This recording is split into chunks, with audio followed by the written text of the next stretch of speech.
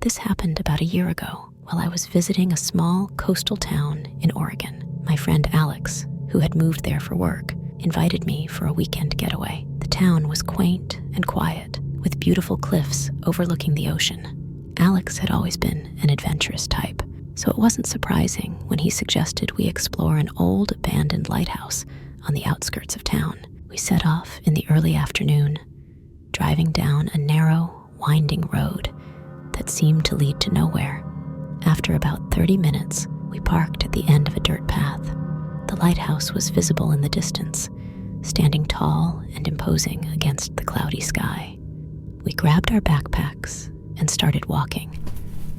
The path was overgrown with weeds, and it was clear not many people had ventured this way recently. The lighthouse looked even more weathered and foreboding. The paint was peeling, and the windows were either boarded up or shattered. There was an eerie silence, with only the sound of the wind and the distant crash of waves.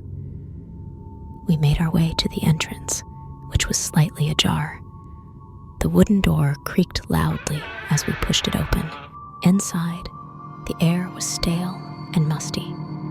The ground floor was filled with debris and old furniture, but nothing seemed particularly out of place. We decided to head up the spiral staircase to get a better view from the top. Each step echoed through the empty space, amplifying our unease. As we reached the first landing, Alex paused and pointed to a small room. "Let's check it out," he said. We peered inside and found what appeared to be an old keeper's quarters. The room was relatively intact, with a bed, a desk, and some personal belongings scattered around. One item caught my eye, a dusty, leather-bound journal on the desk. Curiosity got the better of me, and I opened it. The entries were dated back to the 1940s, detailing the mundane life of the lighthouse keeper. However, one entry stood out. It spoke of strange occurrences, footsteps in the night, shadows moving in the corners of his vision, and the feeling of being watched. We decided to leave the journal and continue our ascent. The further up we went, the darker it became, despite the daylight outside. We finally reached the top, where the lantern room was located. The view was spectacular, but the atmosphere was unsettling. The wind howled through the broken windows, creating an almost ghostly wail. As we were about to head back down, we heard a noise. It was faint, but unmistakable. The sound of footsteps echoing up the staircase. Alex and I exchanged worried glances. We hadn't seen anyone else on our way here, and there were no cars parked nearby. We waited, listening intently.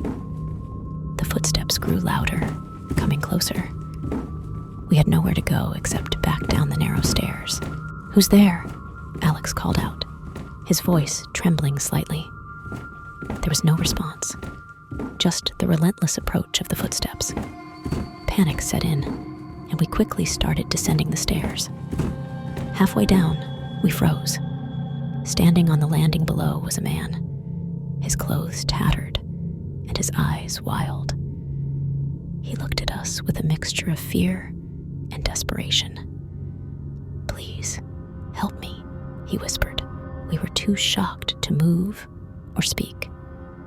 The man seemed to be trembling, his eyes darting around as if he was expecting something to appear. Before we could react, he bolted past us, disappearing down the staircase. Alex and I didn't wait to find out what he was running from. We raced down the stairs and out of the lighthouse, not stopping until we were back at the car.